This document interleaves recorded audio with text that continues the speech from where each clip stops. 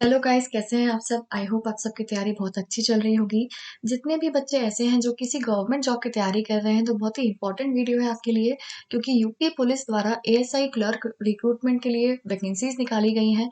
Group C की आपकी post है, कौन कौन सी वैकेंसीज हैं और कितनी कितनी वैकेंसीज आपकी निकली हैं, ये सारा ही कुछ हम इस वीडियो में डिस्कस करेंगे। कैसे आप अप्लाई कर सकते हैं, क्या एलिजिबिलिटी कंडीशंस हैं, क्या सिलेबस है, सब कुछ हम इस वीडियो में डिस्कस करेंगे। वीडियो में आगे चलने से पहले मैं आपको बता दूं कि अगर आप इस एग्जाम की तैयारी करना चाहते हो या और भी कोई कॉम्पिटिटिव एग्जाम है अगर आप तैयारी करना चाहते हो, चाहे UPSC, SSC, bank, railways, IIT, JEE, NEET, CDS, NDA, state PSC, UGC NET, कोई सा भी एग्जाम हो गया, बेस्ट प्लेटफॉर्म है तैयारी करने के लिए आपका अनअकैडमी प्लस। अनअकैडमी प्लस पर आपको बस एक बार सब्सक्रिप्शन लेना है और सब्सक्रिप्शन लेने के साथ ही आप मल्टीपल बैचेस में एनरोल कर सकते हैं। बेस्ट एजुकेटर्स आपको मिल जाएंगे, हर कैटेगरी में जितने भी बेस्ट एजुकेटर्स हैं सब आपको यहाँ पे मिल जाएंगे। आप उनसे अच्छे से तैयारी करके पढ़ सकते हैं और एग्जाम क्रैक कर सकते हैं पहली ही बार में। जब आप सब्सक्रिप्शन लेंगे तो याद रखिएगा आपसे कोड पूछा जाएगा, वहां पर आपको PMYT अप्लाई करना है। आप PMYT अप्लाई करेंगे, आपको मैक्सिमम डिस्काउंट मिलेगा। डिस्काउंट की चिंता बिल्कुल भी नहीं करनी है, PMYT नोट करके रख लो। PMYT पूरे अनअकैडमी पर वैलिड है आपका, कहीं भी आपको अप्लाई करना हो आप PMYT अप्लाई करेंगे, आपको मैक्सिमम डिस्काउंट मिल जाएगा। अब हम देखते हैं कौन सी आपकी वैकेंसीज आई हैं। सबसे पहले तो यहाँ आप देख सकते हैं, ये जो आपकी वेबसाइट है UPPB.gov.in, यहाँ पर आप देख सकते हैं। यहाँ पर ये आपकी निकाली गई है, उत्तर प्रदेश पुलिस पुलिस उप निरीक्षक गोपनीय, पुलिस सहायक उप निरीक्षक लिपिक एवं पुलिस सहायक उप निरीक्षक लेखा पदों पर सीधी भर्ती 2020। तो ये आपकी वैकेंसीज निकली हैं। अब हम देख लेते हैं इसके बारे में सारी डिटेल्स। ये हो गया।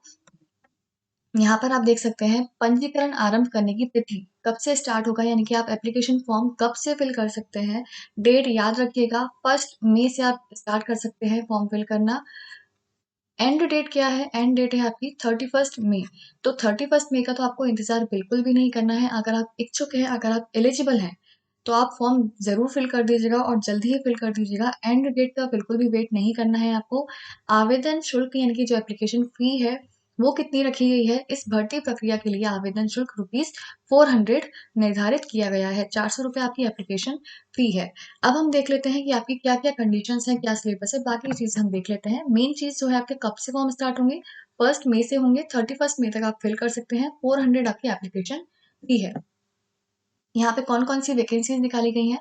पहला है आपका पुलिस उप निरीक्षक गोपनीय समूह का। पे बैंड यहाँ पर आप देख सकते हैं 9300 से लेकर 34,800। ग्रेड पे 4200 हो गया, लेवल 6 हो गया। और कितनी वैकेंसीज हैं यहाँ पर ये दे रखा है। उसके बाद आपका पुलिस सहायक उप निरीक्षक लिपिक समूह का, यहाँ भी पे बैंड 5200, 20,200, ग्रेड पे 2800। और फिर यहाँ पर पुलिस सहायक उप निरीक्षक लेखा समूह का पे बैंड आपका 5200 से लेके 20,200 और ग्रेड पे आपका 2800, लेवल 5। टोटल हम देखें कितनी वैकेंसीज हैं, टोटल आपके पास है 1277।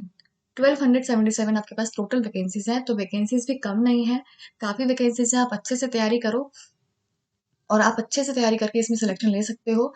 अब हम देख लेते हैं आगे क्या क्या चीजें हैं।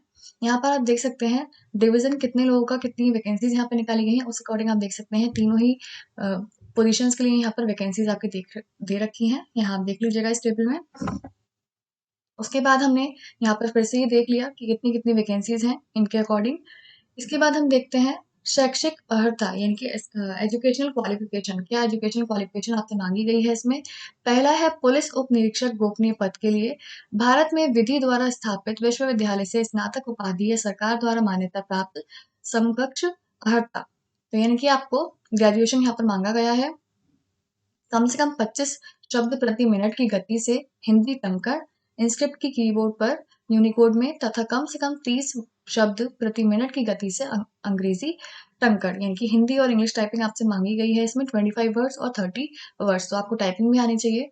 न्यूनतम 80 शब्द प्रति मिनट की गति से हिंदी आशुलिपि श्रुतिलेख। उत्तर प्रदेश पुलिस भर्ती एवं प्रोन्नति बोर्ड द्वारा अवधारित शुद्धता के आधार पर अभ्यर्थी को सफल घोषित किया जाएगा। तो ये भी आपसे इसमें मांगा गया है शॉर्ट हैंड।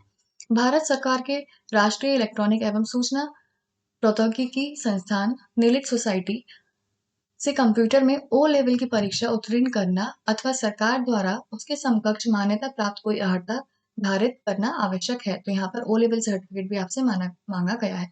तो ये 4 चीज़ें हैं, ये आपको ध्यान रखनी है। अगर आप इनको क्वालीफाई करते हैं, ये सारी चीज़ें आपके पास हैं, तभी आप इसमें अप्लाई कर सकते हैं इस पोस्ट के लिए। इसके साथ ही दूसरी आपकी पोस्ट है पुलिस सहायक उपनिरीक्षक लिपिक पद के लिए।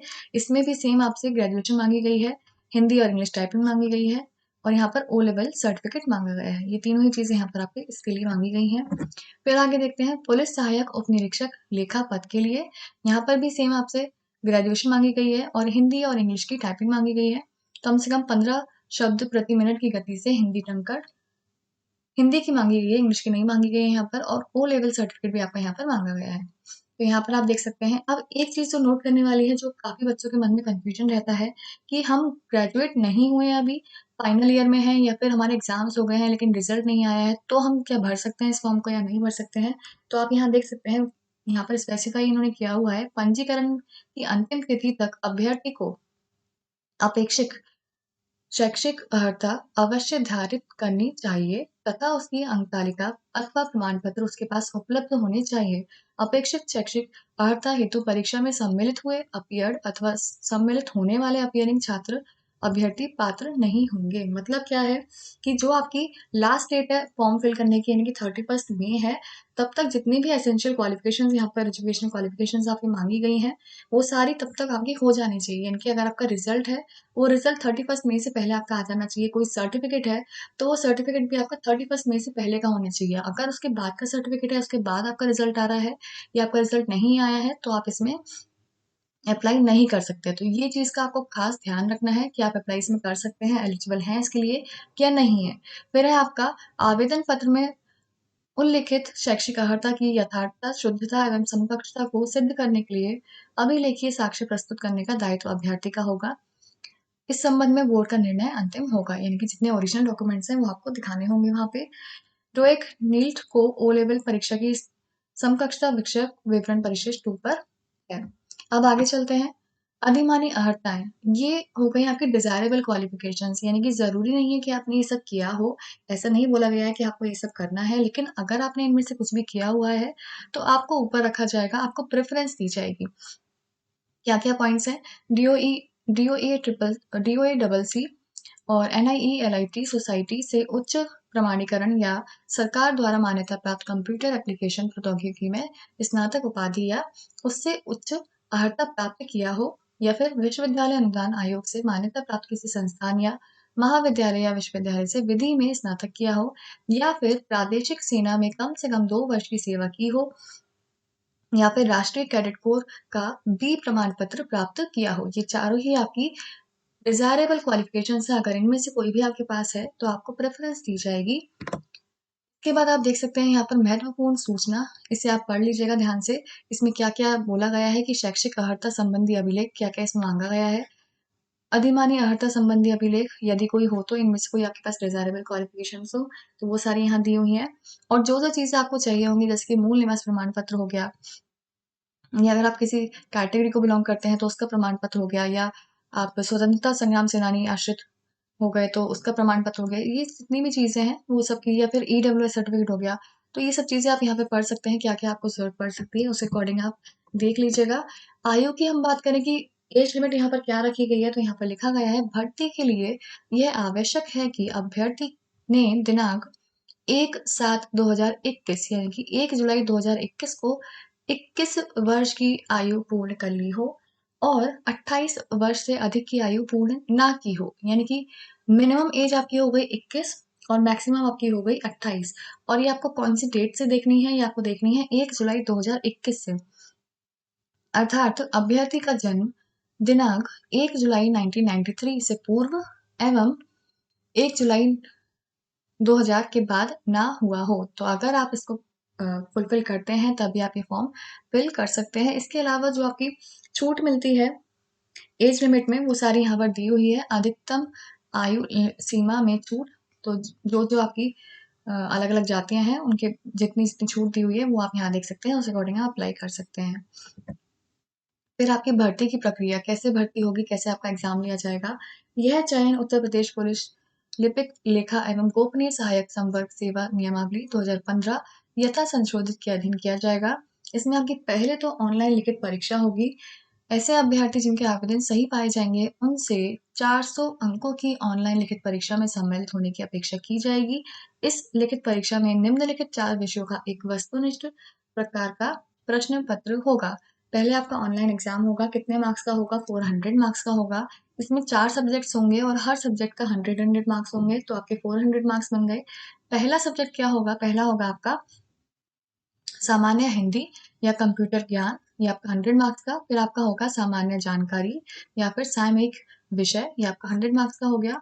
फिर आपका होगा संख्यात्मक एवं मानसिक योग्यता परीक्षा, ये भी 100 मार्क्स का होगा। और फिर आपका होगा मानसिक अभिरुचि परीक्षा, बुद्ध लब्धि परीक्षा, तार्किक परीक्षा, ये आपका 100 मार्क्स का होगा। तो ऐसे आपका 400 मार्क्स का ये पूरा ऑनलाइन एग्जाम हो गया। उसके बाद जो इसमें क्वालिफाई कर जाएंगे, यहाँ पर आप देख सकते हैं लिखित परीक्षा में प्रत्येक विषय में 35% अंक और कुल 40% अंक प्राप्त करने में विफल रहने वाले अभ्यर्थी भर्ती के लिए पात्र नहीं होंगे। यानी कि मिनिमम क्वालिफाइंग मार्क्स यहाँ पर रखे गए हैं। हर सब्जेक्ट में आपको मिनिमम 35% मार्क्स तो ऑब्टेन करने ही करने हैं और साथ ही टोटल मिला के कम से कम आपको 40% मार्क्स प्राप्त करने हैं, तभी आप इसमें क्वालिफाई करेंगे। कंप्यूटर आधारित लिखित परीक्षा प्रणाली के माध्यम से लिखित परीक्षा एक ही दिनांक को एकल पाली में अथवा एक से अधिक पालियों में अथवा एक से अधिक दिनांकों में विभिन्न प्रश्न पत्र के साथ विभिन्न पालियों में आयोजित कराई जाएगी। या अगर आपका एक ही दिन में एग्जाम हो जाता है तब तो कोई बात नहीं है, लेकिन अगर मल्टीपल शिफ्ट्स आपकी कराई जाती हैं, मल्टीपल डेज में कराई जाती हैं, तब आपका नॉर्मलाइजेशन यहाँ पर किया जाएगा। तो ये यहाँ पर इन्होंने दिया है। उसके बाद हम देखते हैं अभिलेखों की समीक्षा एवं शारीरिक मानक परीक्षा। उसके बाद इस एग्जाम के बाद आपका फिजिकल एग्जाम होता है। उसमें क्या होगा? उसमें आपके अलग अलग दे रखी हैं कंडीशंस, मेल्स के लिए अलग, फीमेल्स के लिए अलग, पुरुष अभ्यर्थी के लिए शारीरिक मानक परीक्षण के मानक क्या क्या मांगा गया है। फिजिकल में आपका ऊंचाई मांगी गई है। एक सामान्य अन्य पिछड़े वर्गों एवं अनुसूचित जातियों के अभ्यर्थियों के लिए न्यूनतम ऊंचाई 163 सेंटीमीटर है, ये मेल्स के लिए है। अनुसूचित जनजाति के अभ्यर्थियों के लिए न्यूनतम ऊंचाई 156 सेंटीमीटर है। तो दोनों ही आपको देखने हैं।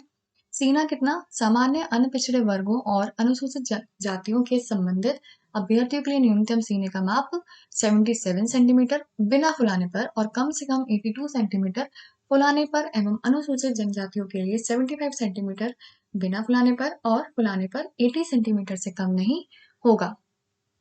तो ये भी आपको ध्यान रखना है। और न्यूनतम 5 सेंटीमीटर सीने का फुलाव अनिवार्य है। उसके बाद हम देख लेते हैं फीमेल कैंडिडेट्स के लिए ऊंचाई बोली गई है। सामान्य अन्य पिछड़े वर्गों और अनुसूचित जातियों के अभ्यर्थियों के लिए न्यूनतम ऊंचाई 150 सेंटीमीटर है। अनुसूचित जनजाति के अभ्यर्थियों के लिए न्यूनतम ऊंचाई 145 सेंटीमीटर है। यहाँ पर वजन भी आपसे बोला गया है। वजन कितना है? महिला अभ्यर्थियों के लिए न्यूनतम 40 किलोग्राम वजन रहेगा। 40 किलो मिनिमम आपका वेट होना चाहिए। ये सारी फिजिकल की हो गई बात। अब आता है आपका जो कंप्यूटर टेस्ट आपका लिया जाएगा। अभिलेखों की समीक्षा एवं शारीरिक मानक परीक्षा में सफल पाए जाने वाले अभ्यर्थी से अहकारी प्रकृति की कंप्यूटर अंकन परीक्षा में सम्मिलित होने की अपेक्षा की जाएगी। अगर आप फिजिकल में पास हो जाते हैं, फिर आपका ये कंप्यूटर टेस्ट लिया जाएगा। कंप्यूटर टंकन की अहर्कारी गति विज्ञप्ति में यथा उल्लिखित अभ्यर्थी द्वारा आवेदित पद के अनुसार होगी। जिस भी पोस्ट के लिए आप एलिजिबल हैं उस पोस्ट के अकॉर्डिंग आपकी यहाँ पर स्पीड मांगी जाएगी। जैसे हमने पहले भी देखा था, सबके लिए अलग अलग पोस्ट के लिए अलग अलग स्पीड थी, तो वो आपका कराया जाएगा। अगर आप उसमें पास हो जाते हैं तो फाइनल आपका सिलेक्शन हो जाएगा। इसके बाद हम देखते हैं चयन तथा अंतिम श्रेष्ठता सूची। तो फाइनल चयन कैसे किया जाएगा? ऐसे अभ्यर्थियों में से जिन्होंने कंप्यूटर टंकन परीक्षा उत्तीर्ण की है और ऐसे अभ्यर्थियों में से जिन्होंने उप निरीक्षक गोपनीय के पद हेतु आवेदन किया है और आशुलिपि परीक्षा भी उत्तीर्ण की हो, उनके द्वारा लिखित परीक्षा में प्राप्त कुल प्रासामान्यीकृत अंकों के श्रेष्ठता क्रम और उनके आवेदन पत्र में अंकित वरीयता क्रम के आधार पर प्रत्येक पद के लिए आरक्षित नीति के दृष्टिगत रिक्तियों के अनुसार विद्यार्थियों का चयन सूची तैयार की जाएगी और उसे चिकित्सा परीक्षा चरित्र सत्यापन के अधीन विभागस्थ को संस्तुति सहित परीक्षित की जाएगी। बोर्ड द्वारा कोई प्रतीक्षा सूची तैयार नहीं की जाएगी। यानी कि पहला आपका हो गया ऑनलाइन एग्जाम, उसके बाद आपका हो गया फिजिकल टेस्ट, उसके बाद आपका हो गया कंप्यूटर टेस्ट जिसमें टाइपिंग वगैरह कराई जाएगी। अगर आप ये सारी चीजें क्वालिफाई कर लेते हैं, उसके बाद आपकी एक जो आपके ऑनलाइन एग्जाम में मार्क्स आए थे उस अकॉर्डिंग आपकी मेरिट लिस्ट बनेगी और जो आपके क्वालिफिकेशन है, डिजायरेबल क्वालिफिकेशन है, उसके अकॉर्डिंग मार्क्स भी आपके ऐड होंगे। फिर देखा जाएगा कि आपको जो आपकी कट ऑफ निकाली जाती है उसको सेटिस्फाई करते हैं या नहीं, फिर आपका सिलेक्शन होगा। आप यहाँ देख सकते हैं जो आपका रिजर्वेशन है वो वर्टिकल रिजर्वेशन क्या-क्या है, यहाँ से पूरी टेबल में आप देख सकते हैं। इसके बाद आपका हॉरिज़ॉन्टल रिजर्वेशन कैसे-कैसे है वो आप यहाँ देख सकते हैं। इसके बाद ऑनलाइन आवेदन की प्रक्रिया, ऑनलाइन आवेदन कैसे करना है?